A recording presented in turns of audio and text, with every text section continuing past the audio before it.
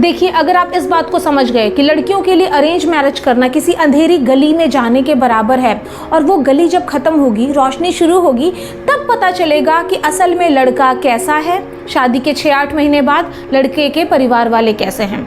Arrange marriage में कुछ लड़कियां गलती कर जाती हैं, कुछ परिवार वाले गलती कर जाते हैं, जिसका भुगतान लड़की इमोशनल लेवल पे करना पड़ता है। शादी के 8-10 महीने बाद पता चलता है कि लड़का जैसा हमें शुरुआत में दिख रहा था वैसा तो निकला ही नहीं, परिवार वाले जैसे दिख रहे थे वैसे तो निकले ही नहीं। उसके बाद लड़की के अंदर कुंठा, दुख और अनसेटिस्फैक्शन बढ़ जाता है। आज मैं यहाँ पर आपको ऐसी 4 लड़कों के बारे में बताऊंगी जिनको आप फर्स्ट मीटिंग में ही देख के पहचान जाएंगे कि भाई इससे हमें अरेंज मैरिज नहीं करनी है। लेकिन उससे पहले मैं उन 4 गलतियों के बारे में बताऊंगी जो लड़कियां अक्सर कर जाती हैं और एक अच्छे हीरे जैसे लड़के को खो देती हैं, अरेंज मैरिज उनसे नहीं कर पाती हैं। सबसे पहली गलती कि कभी भी आपको अगर लगता है कि कोई लड़का ममाज बॉय है, अपनी मदर के चक्कर में ज़्यादा रहता है, उनसे बहुत ज़्यादा बात करता है, तो हम कहते हैं हे भगवान, ये तो ममाज बॉय है, मेरी क्या फिक्र करेगा, ये तो अपनी मम्मी के चक्कर में रहता है। देखो, एक सीक्रेट समझो, जो लड़का अपनी माँ को तवज्जो दे रहा है, उसकी इज्जत कर रहा है, वो दुनिया की हर औरत की इज्जत करेगा और तुम्हें तो पलकों पे बिठा के रखेगा।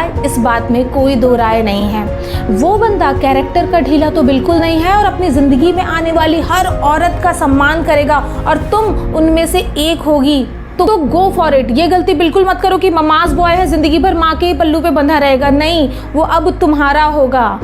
दूसरी गलती जो लड़कियां कर जाती हैं कि शक्ल सूरत देखती हैं, हीरो जैसा नहीं दिखता तो रहने देते हैं, कोई और इससे सुंदर लड़का देखते हैं, या हाइट थोड़ी कम है, या सांवला है।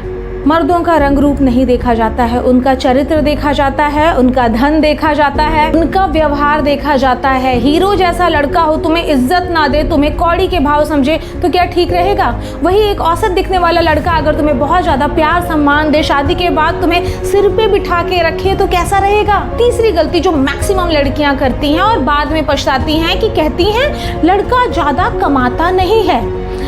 अगर एक लड़का पढ़ा हुआ है, अरेंज मैरिज आप जिससे करने का सोच रहे हो, अगर उसकी एजुकेशन अच्छी है, उसका अप्रोच अच्छा है, हो सकता है वो आज कम पैसा कमा रहा हो, आपकी अच्छी किस्मत उसके साथ जुड़े, हो सकता है उसकी तरक्की तब लिखी हो, ज़्यादा अच्छा पैसा कमाने लगे।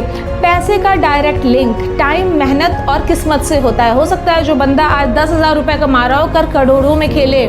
तो इसलिए पैसे पे लड़के को अगर तुमने छाट दिया ना, तो तुम बहुत बड़ी गलती करोगे। इसके बाद आती है चौथी गलती जो लड़कियां क्या, लड़कियों के माँ बाप भी करते हैं अरेंज मैरिज करते समय, कि इस लड़के के बहुत सारे भाई बहन हैं।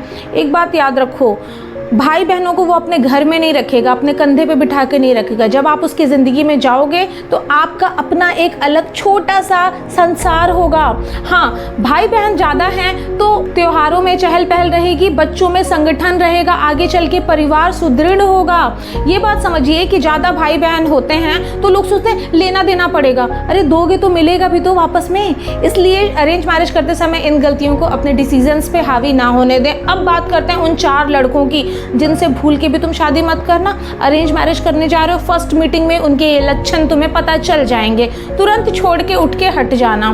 सबसे पहले वो लड़के जो कि मिलते ही हाँकना शुरू कर देते हैं, हमारे पास इतना पैसा है, हमारे पास ये प्रॉपर्टी है, वो प्रॉपर्टी है, मेरा ये काम है, मुझे तो इतनी लड़कियां पसंद करती थी, मेरे तो बहुत सारे दीवाने थे, मेरा ये मेरा वो। सिर्फ मैं करने वाले लड़कों को तुरंत साइड कर दो। मैं करेंगे, अपने आप को ऊपर रखेंगे, आपको कुछ नहीं समझेंगे। दूसरे वो लड़के जिनका आपसे ज़्यादा आपके पास्ट में इंटरेस्ट हो, आप शादी से पहले कहाँ आते जाते रहती थी, आपका कहीं कोई पुरुष मित्र तो नहीं था, इन चीज़ों में अगर बहुत ज़्यादा दिलचस्पी दिखा रहा है तो पूरी चांसेस है कि कभी भी वो इंसान आपके चरित्र पर उंगली उठा सकता है, आपके ऊपर लांछन लगा सकता है, क्योंकि वो फ्यूचर के बारे में नहीं सोच रहा है, आपके पास्ट में उसको ज़्यादा दिलचस्पी है। ऐसे लड़कों को तुरंत आउट करो। तीसरे नंबर पे वो लड़के जो कि नशा करते हैं। अब देखो, जो नशा करता होगा वो दारू का बोतल हाथ में लेके नहीं आएगा, सिगरेट पीते हुए आपसे मिलने पहली मीटिंग में नहीं आएगा।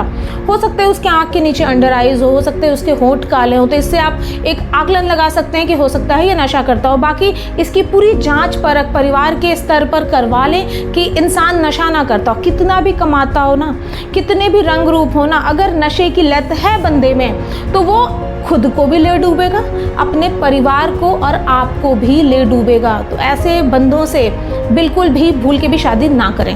और चौथे नंबर पे वो लड़का जो फर्स्ट मीटिंग में ही सीधे अपनी और अपने परिवार की ही बातें कर रहा है, आप में दिलचस्पी नहीं दिखा रहा है। अगर वो कह रहा है हमारी फैमिली में तो ऐसा होता है, हमारी फैमिली में तो वैसा होता है, मेरे पेरेंट्स तो ऐसे करते हैं, मेरे पेरेंट्स तो वैसे, तो आप समझ जाओ, अलार्म अपने दिमाग में बजा लो कि ये आपको अपने फैमिली के इशारों पे नचाने के चक्कर में है और आपके ओपिनियन को ये आगे चलकर शादी के कुछ दिनों बाद कंसीडर करना छोड़ देगा। इसलिए इन 4 तरह के लड़कों से शादी की बात आगे ना बढ़ाएं। देखो, शादी का ना मूल मंत्र रिस्पेक्ट होता है, प्यार व्यार सब बाद में आता है। अगर हस्बैंड वाइफ में इक्वालिटी रहे, एक दूसरे की इज्जत हो, तो शादी बहुत लॉन्ग लास्टिंग जाती है। ये 1-2 दिन का खेल नहीं है, ये पूरी ज़िंदगी का खेल है। और थोड़ा सा भी इसमें अगर चूक हो गया, लड़के को समझने में अगर हमने स्टार्टिंग में कोई भूल कर दी, माँ बाप ने भूल कर दी, तो वो ज़िंदगी ख़राब हो जाती है। और देखिए, दुख की बात ये है कि आज भी कई माँ बाप ऐसे हैं जो अपनी लड़कियों को बोझ समझते हैं। वो सोचते हैं बस इसकी शादी हो जाए, कोई बात नहीं, पैसे रुपए वाला घर है, कर देते हैं, लड़की हमारी एडजस्ट कर लेगी। वो ये बात नहीं समझ पाते कि लड़कियों को इज्जत चाहिए, वो कुर्सी मेज नहीं है कि वो कहीं भी जाके कोने में पड़ी रहेंगी, एडजस्ट कर लेंगी। उनका भी बुद्धि विवेक है, वो भी एक जीती जागती इंसान है, गाय बकरी भैंस नहीं है। और शादी के बाद अगर शादी नहीं चल रही है तो माँ बाप भी कहते हैं जैसा है जो है आप उसी में रहो, खप के रहो, दब के रहो, जैसे भी रहो। तो उस केस में कुछ औरतें समझौता कर लेती हैं, कुछ औरतें डिप्रेशन में चली जाती हैं और कुछ औरतें बिल्कुल ही पागल हो जाती हैं। तो ऐसी स्थिति किसी के भी साथ ना आनी पड़े, ऐसे मेरी ईश्वर से हर समय प्रार्थना रहता है। आप लोग भी सतर्क रहें, अरेंज मैरिज करने से पहले इन बातों का खास ख्याल रखें।